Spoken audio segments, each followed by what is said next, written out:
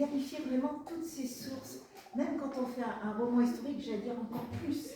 Parce que d'abord, moi je suis heureuse d'avoir vraiment les historiens avec moi, que ce soit M. Guigné, que ce soit Christian Defebvre, que ce soit. Et donc, je leur rends hommage en même temps. Et puis parfois je dis à Christian, tu vois là, cette date-là, eh ben, c'est faux ce qu'on a trouvé. Et parce que je suis beaucoup de sources.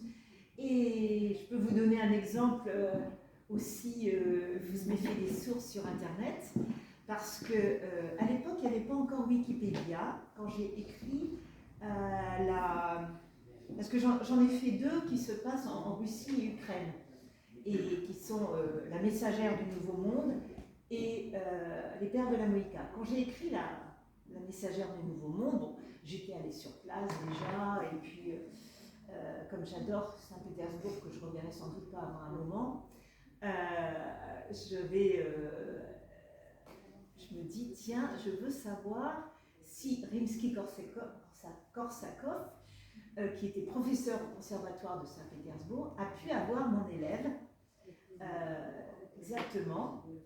Et donc, et puis en même temps, je vois une reproduction d'un tableau, c'est marqué Madame Rimsky-Korsakov, femme de Rimsky-Korsakov, qui est morte du choléra avant lui. Bon, alors je dis bon, alors évidemment, là, ça ne peut pas être elle qui m'ouvre la porte quand ma jeune héroïne va arriver chez son professeur.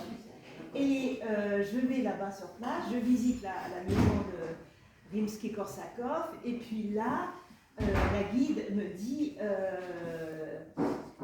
j'avais une traductrice russe, hein, parce que bon, je ne parle pas russe, et même si j'aurais bien voulu, mais bon, et donc elle me dit, c'est Madame Rimsky-Korsakov, la femme de Rimsky-Korsakov, qui a créé son musée dans sa maison, dans son appartement en fait, après sa mort. Ah, là il y a un problème parce que moi j'ai un tableau qui se trouve sur des sites, même c'était Géo, enfin bon, et tous les autres sites avaient repris ça. Et je dis, mais est-ce qu'il a pu être marié une deuxième fois après la mort de sa femme? Ah non, offusqué, hein. Et puis, donc je dis, bon, alors je rentre en France, je regarde à nouveau le tableau, Madame Rimsky-Korsakov, femme de Rimsky-Korsakov, qui est morte du choléra avant lui. Bon, je dis, bah ça, c'est pas possible.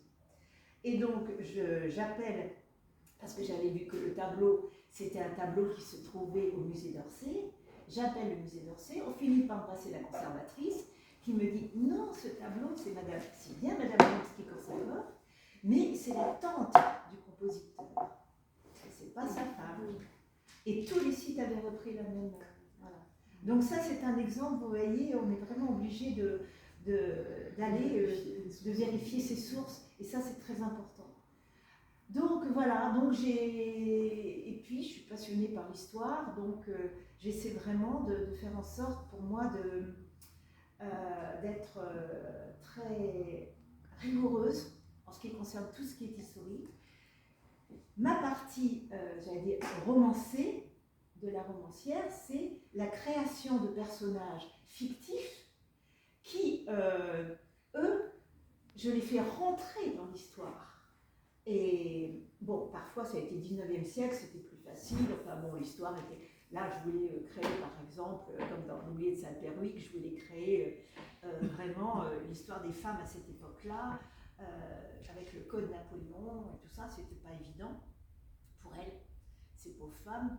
Un jour, on m'a demandé, est-ce que vous êtes passéiste? J'ai dit non, j'ai pas envie du tout d'avoir un corset, j'ai pas du tout envie de revivre ce que nos pauvres ancêtres ont vécu sous le 19e siècle. Et j'avais Jeanne Bourrin, qui m'avait remis un prix pour le deuxième, qui était le cœur. Si je parle trop vite, non? Non, ça va? Le cœur en Flandre, attention, bonne réponse. Et donc, il m'avait remis un prix pour le cœur en Flandre, et Jeanne m'avait dit, qu'est-ce que vous faites, Annie? Donc j'ai dit, un livre qui se passe au 19e siècle. Oh, quelle horreur! Jeanne Gourin, vous la connaissez peut-être, c'est elle qui avait fait La Chambre des Dames, qui était médiéviste, reconnue, vraiment de ses pairs, et qui a été extrêmement vilipendée par ses mêmes pairs quand elle a fait un roman historique. Or, si vous lisez La Chambre des Dames, tout ce qu'elle dit est vrai, vérifié. Parce que, voilà, et donc, et elle m'avait dit, non, Annie, il faut écrire sur le XIIe, XIIIe siècle. Alors, je lui avais dit, non, Jeanne, je vous le laisse, parce que vous le faites admirablement bien. Et donc, j'ai fait le 14, j'ai fait le 15e, j'ai fait le 16e, 17, 18, 19, 20. Voilà. Et donc, je vais vous parler après de celui que je crée aujourd'hui, qui se passe au XIIIe siècle. Donc, je me rends hommage avec le Moyen-Âge, et un Moyen-Âge que je vous en parle après. Bon. Et donc, voilà. Et donc, mes deux derniers de romans se passent au XVIe et XVIIe siècle. Alors, je vous parle des deux derniers parce que l'un, c'est celui-ci, Descendre sur nos cœurs, qui est l'histoire d'un jeune garçon qui se trouve près d'Armentières, on est au XVIe siècle, et qui va essayer de défendre sa famille, du moins de la sauver, alors que sa famille risque d'être massacrée par les troupes de Philippe II. Nous sommes au XVIe siècle, et le roi d'Espagne, Philippe II, qui est fils de Charles Quint, et contrairement à son père, détestait les flamencos. Je ne sais pas si le flamenco est comme ça vient de là ou pas, mais en tous les cas, il détestait les flamencos. Et donc, alors que Charles Quint était né à Gand, c'était un buveur de bière, il adorait, voilà. Donc, voilà. Et donc, Philippe II va envoyer ses troupes du duc d'Albe, qui étaient horribles, qui étaient absolument... c'est un vrai... comment on pourrait dire aujourd'hui, l'équivalent c'est Hitler. Hein. Et donc, et il va chercher à massacrer tous les Flamands de notre Flandre, qui était quand même notre grande Flandre à l'époque, parce qu'ils ont été sensibles aux prêches des premiers calvinistes. Et donc, ce qu'on ne sait pas, c'est que notre Flandre a été protestante, enfin on ne disait pas le mot protestant à l'époque, hein, on disait calviniste, a été calviniste pendant 1 an. Et donc il s'était créé des temples, etc.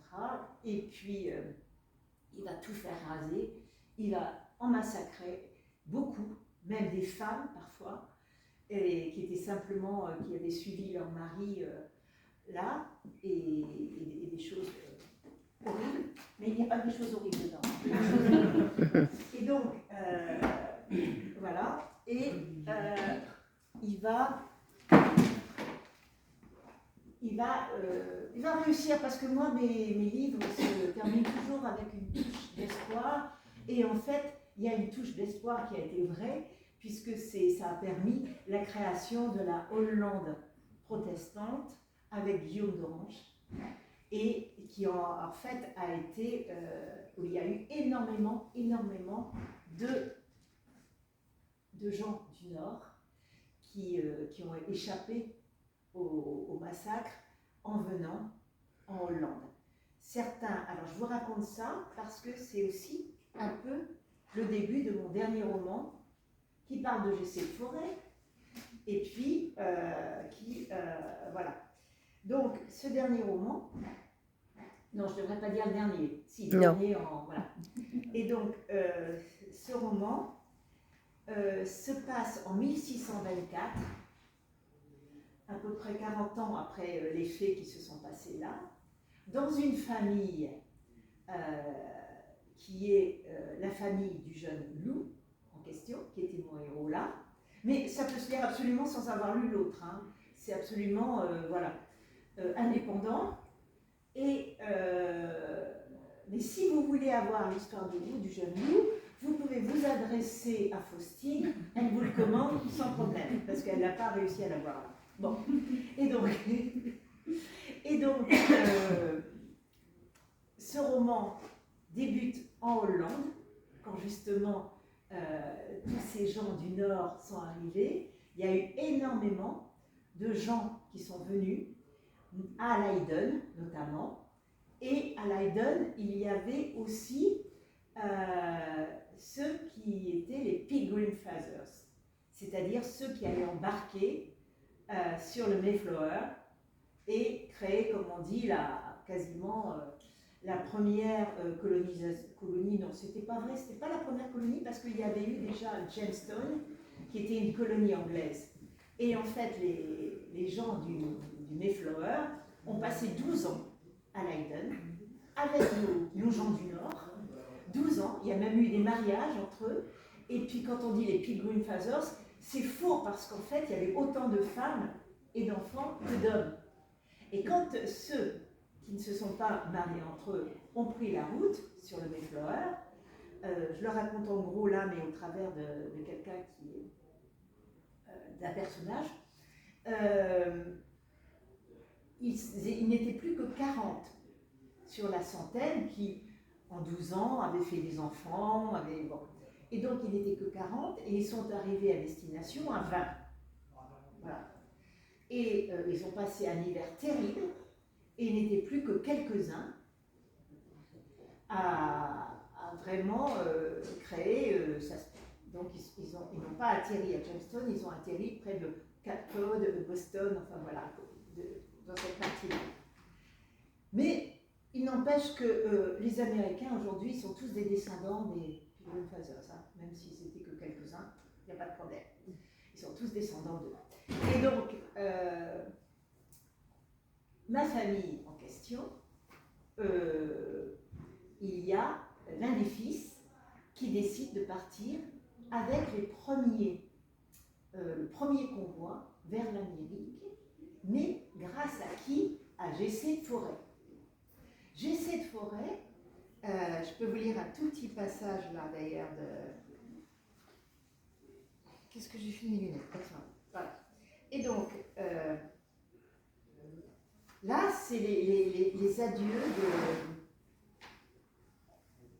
d'un fils et petit-fils. Ils partent les premiers. Les adieux avaient été pénibles. On ne se retrouverait que dans un autre monde. Les pasteurs y consacraient leurs sermons, évoquaient la tristesse, mais aussi la noblesse de leur renoncement. Le grand-père avait pleuré à la seule pensée de ceux qu'il ne reverrait plus sur cette terre, aux petits-enfants qu'il ne verrait jamais grandir. Traverser les mers demandait des fonds, des permissions pour émigrer, des privilèges et de la terre. Tout était parti d'un homme, membre de leur église réformée dans la cité hollandaise, G.C. de Forret. Ce teinturier originaire d'Avesnes-sur-Helpe, secondé par un jeune étudiant en médecine, Jean Moustier de la Montagne, avait organisé le voyage. Rassemblé autour de lui des réfugiés wallons qui s'exprimaient en français et des flamands pour établir une colonie dans le Nouveau Monde. Laboureurs, cardeurs, vignerons, médecins, tisserands, imprimeurs, serruriers, cordonniers, scieurs de bois.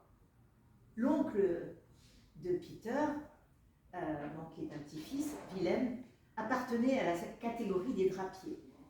Cela n'avait pas été simple. Ils avaient d'abord demandé l'aide de l'Angleterre et de la Virginia Company qui gérait Jamestown, l'unique colonie anglaise du Nouveau Monde.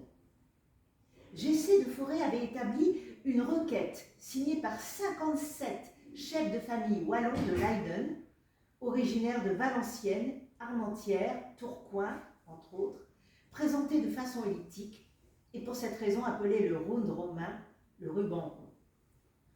Leur exigence était le droit de rester groupés, de conserver leur langue et leurs usages. La Virginia Company imposa ses propres conditions. La principale interdisait aux familles wallonnes de former une colonie et de s'administrer elles-mêmes. Se disperser? Jamais, s'écria Gessé.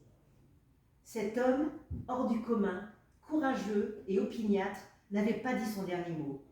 C'est ainsi que la première colonie wallonne allait être envoyée et mandatée par la compagnie néerlandaise des Indes occidentales.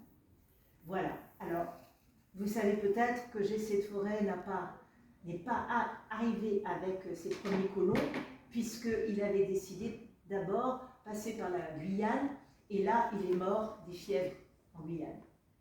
Ils l'ont su que très tardivement, d'ailleurs, les colons qui étaient arrivés. Ils attendaient toujours Gessé, est-ce qu'il va arriver? Voilà.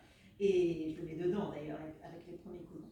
Et là, pour l'histoire, mais aussi pour le romanesque qui me permet de pénétrer dans l'histoire, on suit une jeune fille qui est la petite fille de Lou et qui est en fait Angela qui décide, elle, de partir rejoindre son oncle et sa tante. Et pourquoi elle part? Elle part parce que, bon, bah, c'est une jeune fille qui n'a pas du tout envie d'être mariée contre son gré. Et en Hollande, comme en France à l'époque, dès qu'on était un peu bourgeois, on essayait de marier les jeunes femmes, pas toujours selon leur gré. Hein. Et donc là, son père s'est mis en tête, non pas de la marier avec un aristocrate, mais de la marier avec un marchand, un commerçant qui a beaucoup d'argent, beaucoup d'argent. Il pense y retirer beaucoup aussi de lui, pour lui. Donc il n'a pas pensé qu'à lui. Et elle décide de partir. Alors, on va voir comment elle va réussir, comment elle va être aidée, sa traversée à elle, ce qui va se passer. Et elle pense qu'elle va trouver la liberté parce que là-bas, tout est à faire. Donc les femmes pourront enfin être l'égale des hommes, elles pourront enfin, voilà. Parce que, et donc, oui et non. C'est-à-dire que les colons qui sont les premiers installés, qui sont pourtant des Wallons, et puis très vite, ils vont avoir des Hollandais qui vont arriver et tout, ils refont exactement ce qui s'est passé en Europe. Hein. Donc, les femmes à la maison, les hommes, voilà. Sauf qu'au départ, il y a beaucoup de femmes qui les aident quand même, aussi beaucoup. Parce qu'elles ne peuvent pas rester les mains dans les poches ou à faire la cuisine, tout ça. Il faut aussi qu'elles cultivent avec eux. Voilà. Et donc, en fait, ces femmes se retrouvent, je n'allais pas dire, mais qu'est-ce qu'elles ont? Elles ont quasiment perdu un statut bourgeois là-bas, et tout est à refaire. Et donc, mon Angela va être témoin des premiers bateaux aussi, qui sont des bateaux négriers, qui vont accoster pour la première fois à la Nouvelle-Amsterdam. Elle va être aussi plus que témoin de ce qui se passe avec les Indiens. On disait les Indiens à l'époque, hein, qui sont aujourd'hui les Amérindiens ou les natifs, les autochtones, voilà. Mais ils ne disaient pas les autochtones hein, à l'époque. Donc voilà. Et on verra quel sera ses choix. Mais en tous les cas, quand elle arrive, bon, il se passe beaucoup de choses. Et tout ce qui se passe, en fait, est vrai. Je l'ai plongé dans la réalité des choses. Même à un moment donné, avec les Indiens, il se passe quelque chose. Bon, avec les femmes, les enfants, je l'ai juste rajouté, disons, au milieu de ces femmes et de ces enfants. Et pour bien montrer ce qu'était cette réalité à la fois des femmes. Alors, la Nouvelle-Amsterdam, pour vous dire en gros, au départ, il y a eu un premier gouverneur qui était Pierre Minuit. Alors, il existe aujourd'hui à New York un panneau Peter Minuit, hollandais. Ben non, il n'était pas hollandais. Ses parents étaient de Tournai. Donc, il faisait partie de ces Wallons, parce que, évidemment, Tournai, lui, tout ça, c'était les mêmes pays. Et on a confondu les Pays-Bas, puisqu'on faisait partie des Pays-Bas espagnols, avec les Hollandais. Et donc pour les Américains, Pays-Bas hollandais, c'est pareil.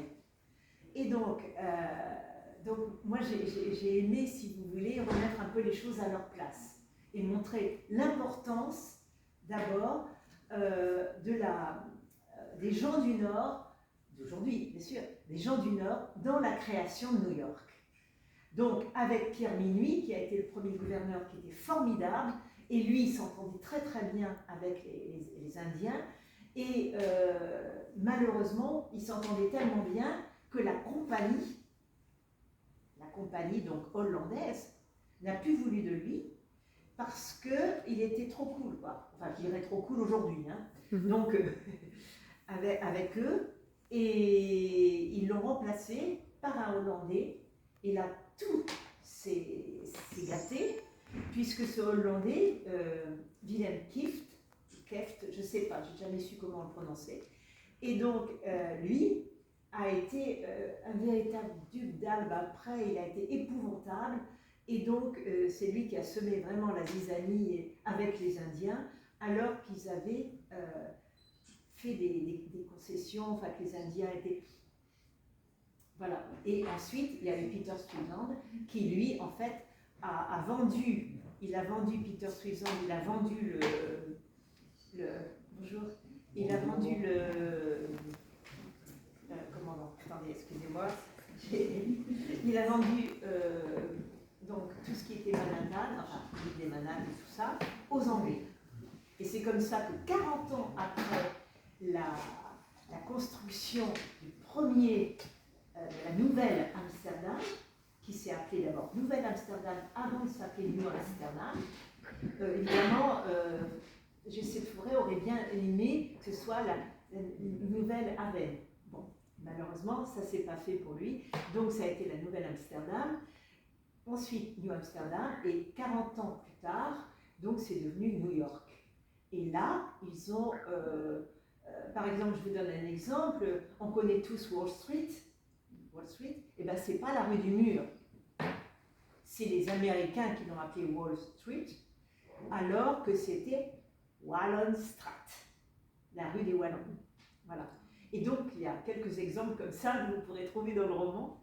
Et donc, j'ai voulu d'abord montrer le rôle des Wallons et des gens donc d'ici et de l'île Valenciennes, tout, dans la Constitution de New York.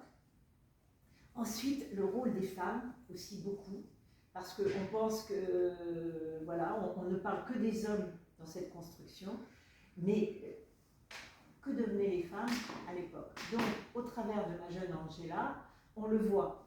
Il y en a qui sont heureuses d'être là, et pas toutes, loin de là. Il y en a qui ont été obligées d'être là, et c'est notamment les orphelines d'Amsterdam, qu'on a embarquées pour être de force, pour être mariées à des colons. Et là, elles ne savaient pas du tout ce qu'elles allaient devenir, du tout. Et puis ensuite, voilà, il y a même une femme qui a été répudiée, qui a été... bon, je ne vous le raconte pas, c'est un personnage important. Ouais. Et voilà, donc après le rôle de ces gens du Nord, le rôle des femmes aussi. Et puis c'est en fait un livre un peu sur la transmission, sur...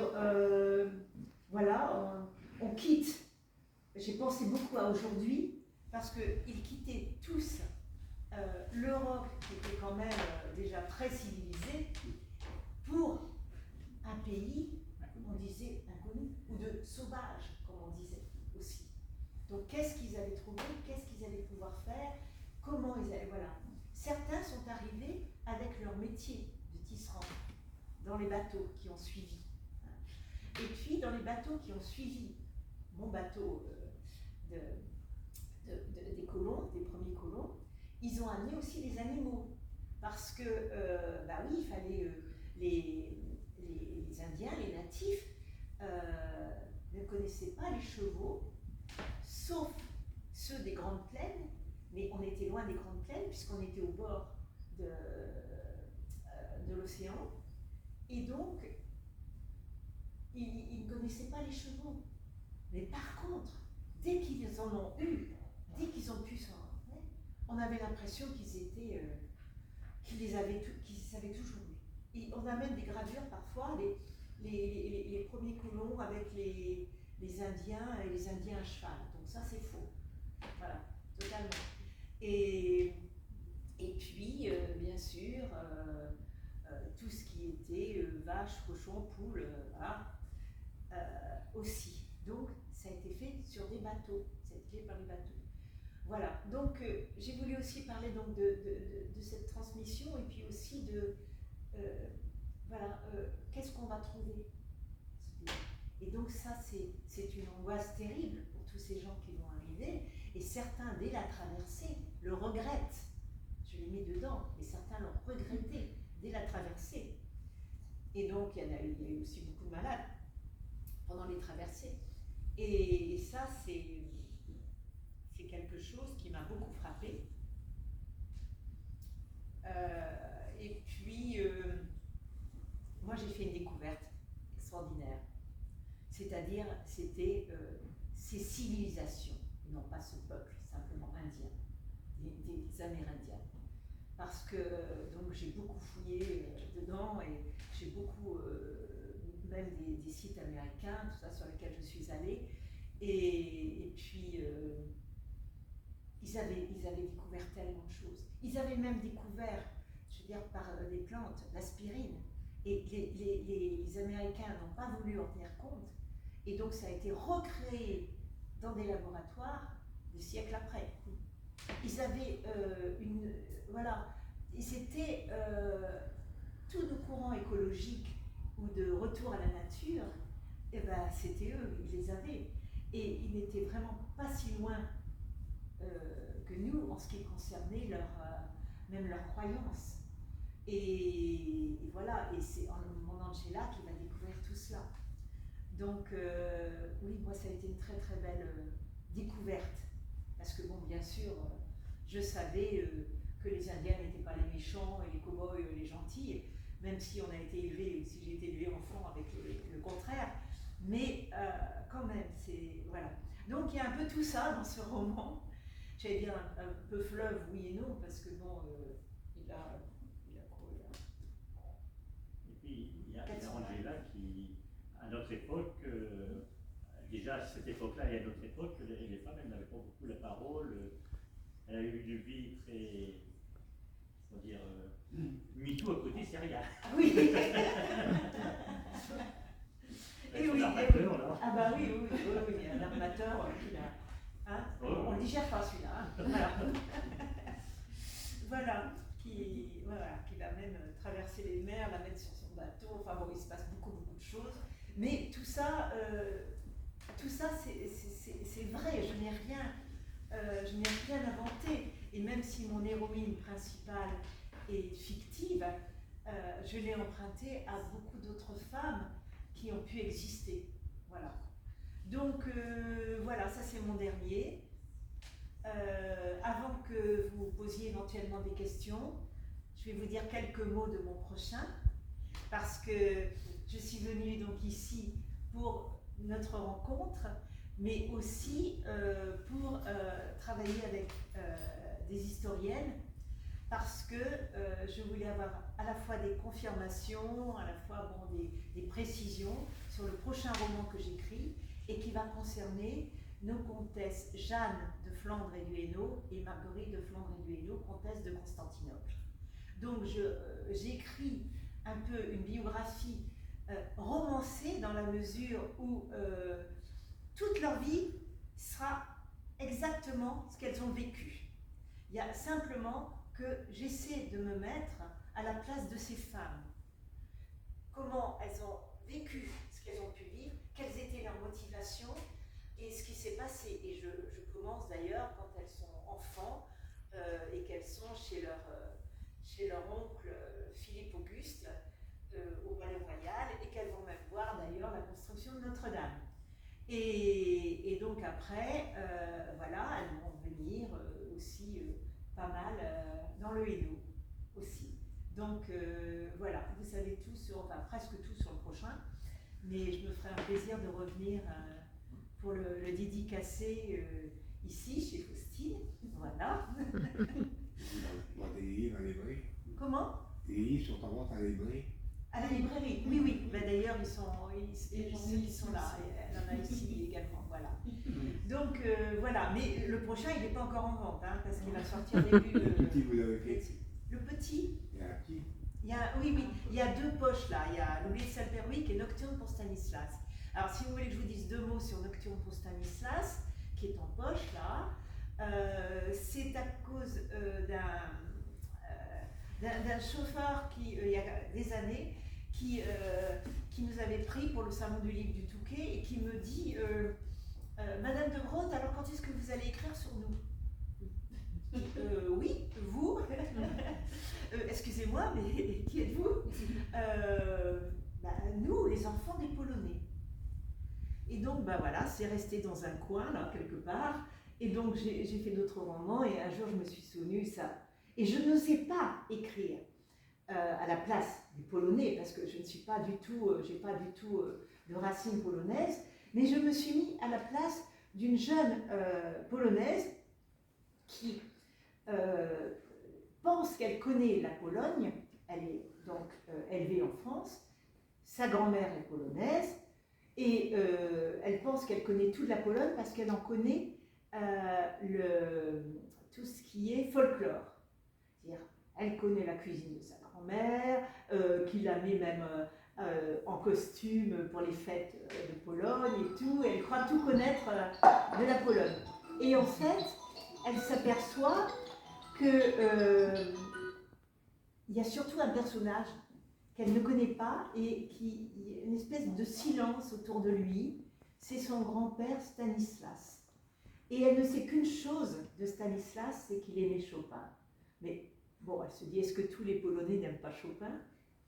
Voilà. Et donc, il va y avoir, j'allais dire, un concours de circonstances qui n'est pas en fait une véritable coïncidence et qui va la mettre sur les pas de Stanislas.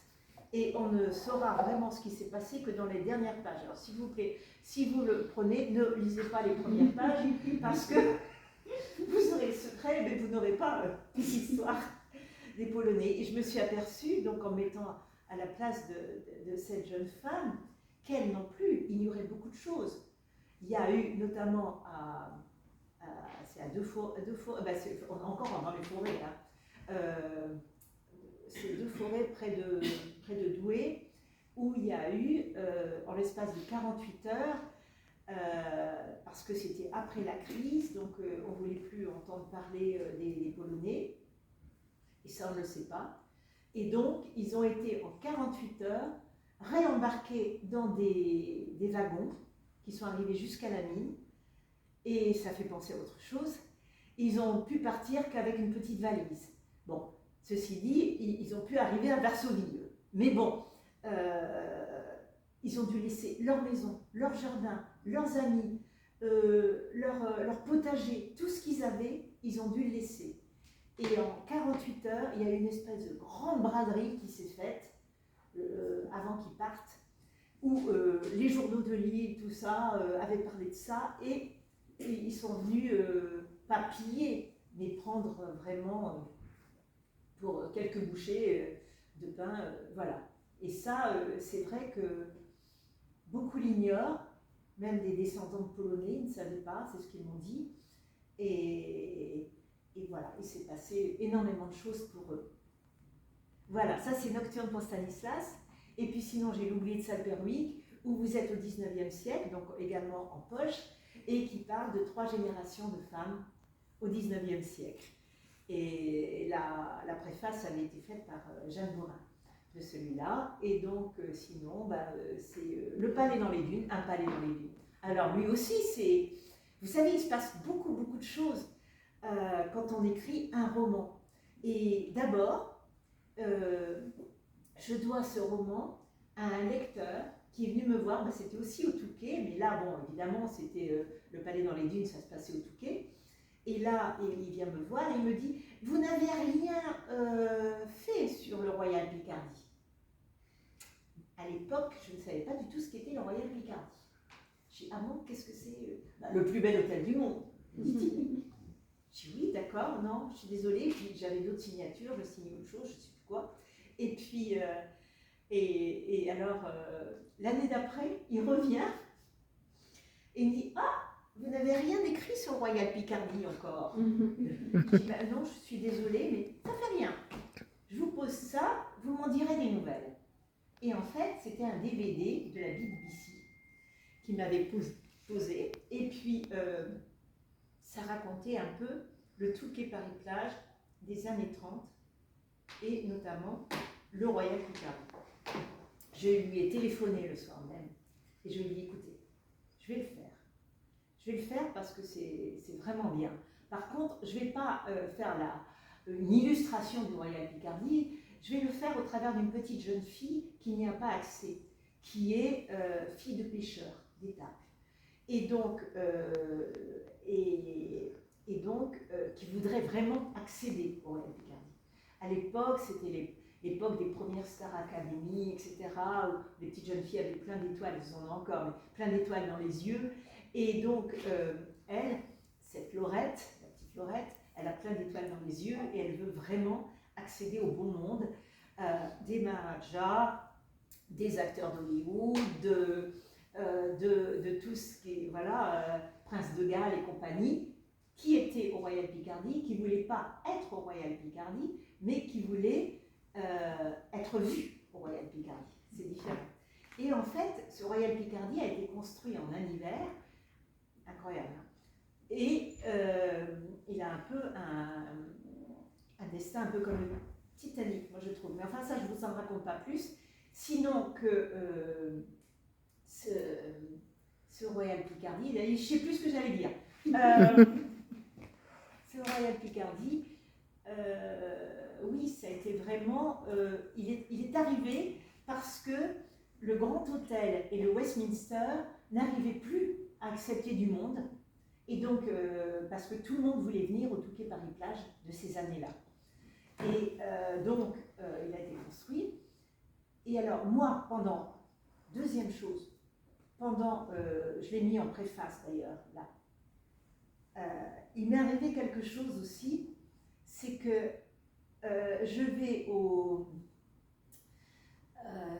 archives à Amiens et je voulais avoir la liste des invités, 1930 surtout, des invités au Royal Picardie, mais également tous ceux qui étaient invités au Touquet Paris-Plage, invités, voilà, etc. Bon.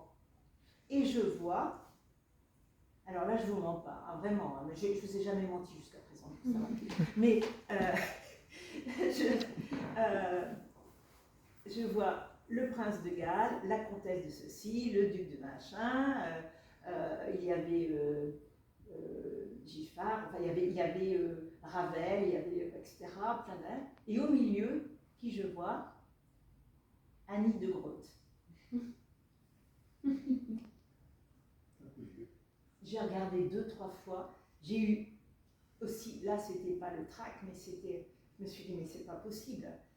Et alors j'ai la photocopie là, et donc vraiment, j'ai essayé de la retrouver dans notre généalogie parce qu'on est remonté assez loin, mais Annie de Groot, je ne l'ai pas trouvée. D'abord, c'était pas, alors, elle n'avait pas de titre de noblesse ni quoi que ce soit, mais c'était Annie de Groot, ça s'écrit comment? Et je me suis dit au bout d'un moment, mais c'est peut-être Annie n'était pas un prénom courant vers 1900, puisque je me dis qu'elle avait peut-être quand même au moins 25-30 ans pour qu'elle arrive ici, au Touquet Paris-Plage, et donc c'était pas un prénom courant chez nous, c'était un prénom courant en Amérique. D'ailleurs, il y avait eu la Titanic, ça, enfin, qui était après en film. Et il y a eu beaucoup de Groot qui sont partis vers le 19e siècle en Amérique. Donc je me suis dit, bon voilà, j'ai pas dit mon dernier mot, alors est-ce qu'elle était aventurière? Est-ce qu'elle était comédienne? Ce serait drôle, puisque moi j'ai été longtemps comédienne. Et donc je me suis dit, en tous les cas, en voyant son nom, j'ai pas fini, je vais la trouver un jour. Et je me suis dit, bon, bah, ça c'est un signe. Il faut vraiment que je finisse ce livre. C'est dingue, quoi. Voilà. Donc vous voyez, il arrive parfois des choses très étranges quand on écrit. Beaucoup de synchronicité, comme dirait Jung. Et voilà, donc là vous avez ces ouvrages qui sont ici, en vente. Et maintenant, si vous voulez me poser des questions sur tout ce que vous voulez, si je vous réponds, c'est bien. Si je vous réponds pas, c'est que je n'ai pas envie. Donc, voilà, donc n'hésitez pas. Je ne sais pas du tout. Voilà. J'ai une question. Oui. Le titre du prochain, est-ce que vous l'avez déjà ou pas du tout? Alors, je l'ai, mais je ne peux pas le dire. Ok, d'accord. Parce que là, j'ai peur qu'on me le pique. Ah oui, d'accord. Voilà. Faut faire attention. Non, je fais. Bon, là, ici, vous Oui, allez oui. sans doute pas me piquer, mais on ne sait jamais. Hein, tu peux parler, on ne sait jamais à qui tu vas parler. Donc, voilà. Et donc. Mais il est déjà dans votre tête. Il est dans ma tête. Il est dans ma tête. Voilà. Et ce ne sera pas Jamie Marguerite. Ok. Et voilà. Donc. Moi, je trouve vos livres vraiment passionnants. Merci. Ah oui, parce que vraiment, j'en ai mangé un avant 3 jours de temps. Ah bon? Vous l'avez mangé? C'est lequel? Le cœur en flammes. Ah, d'accord. Alors, j'avais vu le premier, Oui. puis alors, moi, je dis, j'en trouve un comme ça. Vous savez, c'est dans les morceaux de livres. Oui. Alors, je vois ça, puis je vois Ronald. C'est pas un mot courant. Non. Alors, je dis, c'est peut-être je regarde effectivement. C'était la c'est suite. Voilà. Alors, je vais dans une autre bourse de livres, et puis je vois Ronald fait de Flandre. Oui, alors là, c'est terrible parce que C'était les deux réunis. les deux Alors, je réunis. dis, ça y est, il y en a un troisième. Vous l'avez pas acheté, j'espère. Si. Oh non, je suis Oh non, désolée. j'avais rien. Je suis désolée. Parce que vraiment, là, c'était une erreur de l'éditeur qui a voulu, comme les deux avaient pas mal marché, il a voulu les réunir en un. Mais seulement, c'est écrit en tout petit, que c'est.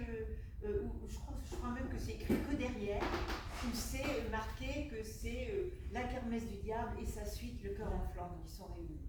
Et j'ai eu, alors là, je ne dis pas, j'ai eu une personne qui m'a. Je crois que si elle m'avait eu en face, elle me massacrait. C'est la première fois que j'ai quelque chose comme ça. Qui m'a dit, mais c'est une honte, vous trompez votre monde, vous avez fait Ronald, vous m'avez pas dit que c'était la suite. Enfin, je ne pouvais pas lui avoir dit, évidemment, sinon je ne le connaissais pas. Et je lui ai renvoyé tout un bout, je lui ai même renvoyé un autre livre de moi. Là, j'ai plus eu de réponse. Mais bon, mais je l'ai dit à mon éditrice, et du coup, là, ils ont arrêté Ronald Philippe Flandre. Ils l'ont arrêté. Parce que c'était trompeur, alors où il aurait fallu le rééditer en mettant en gros, voilà, la kermesse et le cœur. Ils ont préféré rééditer les deux séparément. Voilà. C'est pas grave. Bon, bah écoutez, merci. Il était à l'école avec un chrétien de Grand. Avec un Christian de Grotte. À quel endroit? En musique. C'est pas si. Oui, c'est plus par ici. Et c'est Alors, vous la- savez, bon, les peut-être. À Sergi. De Grotte aussi, hein. Comment? Il y a eu un maire qui s'appelait De Grotte ici dans Ah cette. oui. Mais vous savez, on est C'est Sergi. tous originaires de Yann de Grotte, qui était bourgeois d'Ypres en 1440. Et à partir de là, j'ai toutes les branches des De Grotte parce que j'ai un petit cousin, Laurent de Grotte, qui a. Mon père avait d'abord fait jusqu'au XVIIe siècle, et puis lui, il a prolongé, il a réussi à aller jusqu'au XVe siècle. Voilà. Et bon, sans lettres de noblesse, c'est pas mal. Quand même. Vous êtes de quelle région? Hasbrook. Voilà. Ouais. Donc, voilà. Hasbrook. Oui, oui. Et De Grotte, c'est très simple, ça veut dire le ou la grande. Le grand. Mais j'ai un historien qui est féru justement de tout ce qui est, qui m'a dit non, c'est plutôt la grande. C'est bien. Voilà. Et ça veut dire ça veut dire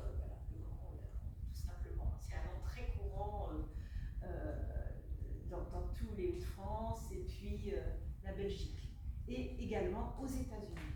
Il y en a pas mal. Voilà. J'ai fait une cours de théâtre à Londres.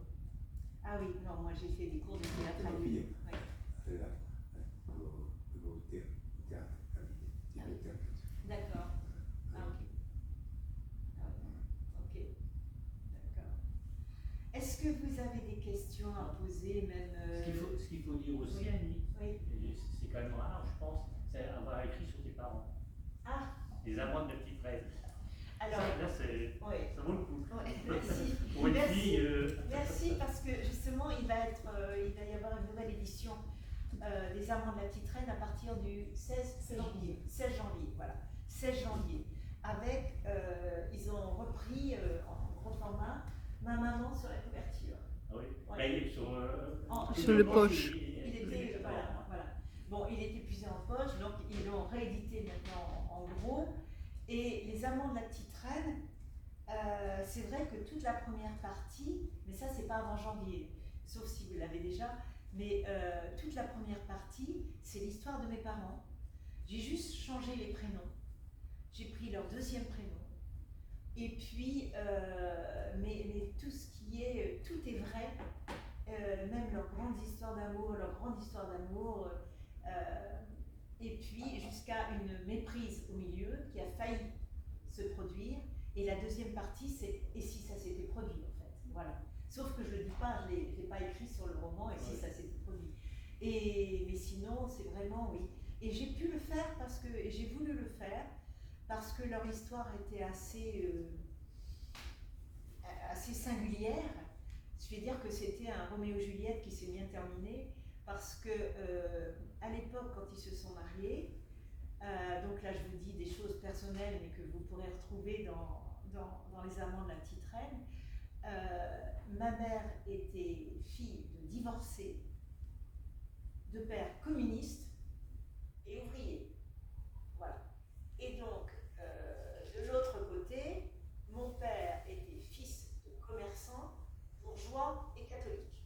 C'est-à-dire exactement l'opposé, ils n'auraient jamais dû se rencontrer s'il n'y avait pas eu une kermesse qui a été faite en 40 pour les prisonniers de guerre.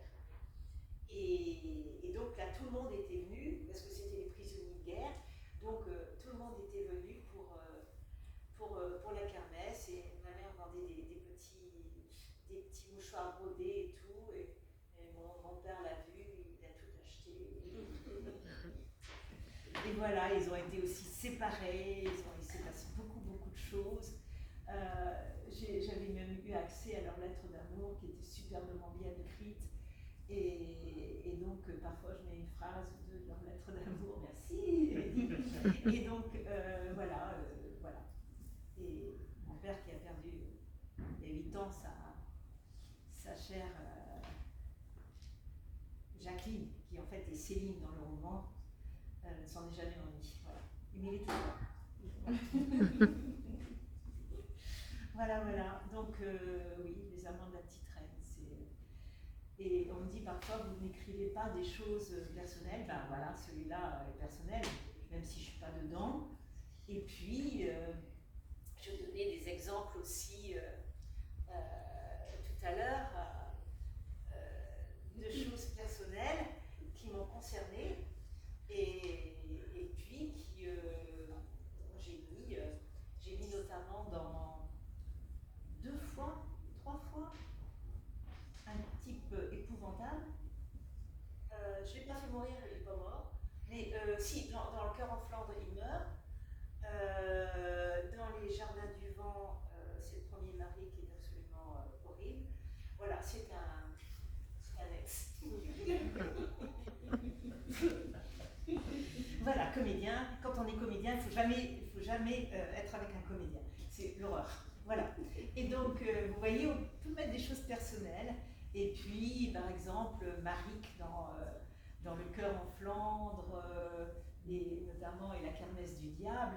Maric, pour moi, elle a un autre prénom et elle a existé et elle est décédée il y a 10 jours et on l'a adorée. C'était Marthe qui était là, une 3e mamie pour mes filles et je l'avais mis, c'était, voilà, pour moi, Maric, c'était elle. Donc on peut mettre au travers de nos romans, on m'a demandé même si Ronald c'était moi. J'ai dit non, non, non, non. Et puis heureusement il m'est pas arrivé tout ce qui lui arrive.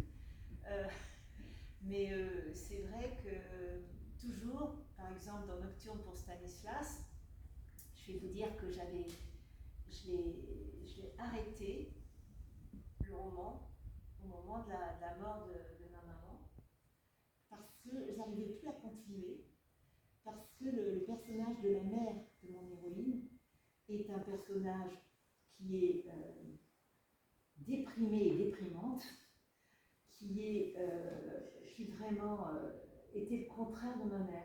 Et je me disais, mais non, je peux pas, sa mère, je pensais trop à la mienne. Et puis après, je l'ai repris, mais en me disant, mais ça peut ne pas être la grand-mère. Et donc c'est vrai, j'ai mis beaucoup de ma mère dans la grand-mère. Voilà. Donc vous voyez, on peut mettre aussi beaucoup de soi-même dans des romans historiques. Et voilà. Oui. Vous avez trouvé une maison d'édition? Ah, une maison d'édition, j'en ai une depuis le départ, là, oui. J'ai les Presses de la Cité, j'ai fait 2 romans avec Kalman Levy également, qui sont D'Infinies promesses et Les Racines du temps. Et je suis revenue aux Presses de la Cité parce que j'avais suivi mon éditrice qui était aux Presses de la Cité. Je l'avais suivie chez Kalman Levy parce que je l'aimais beaucoup, elle était formidable. Malheureusement, au bout du 2e, elle est devenue Alzheimer, elle est morte très vite après. Et puis les Presses de la Cité m'ont demandé si je voulais pas revenir. Et puis voilà, et donc ils m'ont aussi proposé de faire Le Nord comme ils l'ont aimé. Voilà. Et puis ils ont tout mon fond, donc je resterai pour l'instant, puis pour l'instant. Bon, voilà, comme si j'avais 30 ans. Sans Presse de la Cité, voilà. Oui. Voilà. Pas de questions, Micheline? Non. Daniel?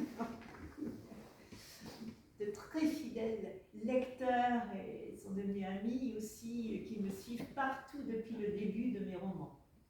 Oui, voilà. Donc, vous n'avez pas d'autres questions? On va se quitter comme ça? Hein? Bon, bah écoutez, je ne sais pas quelle heure il est, 4h10.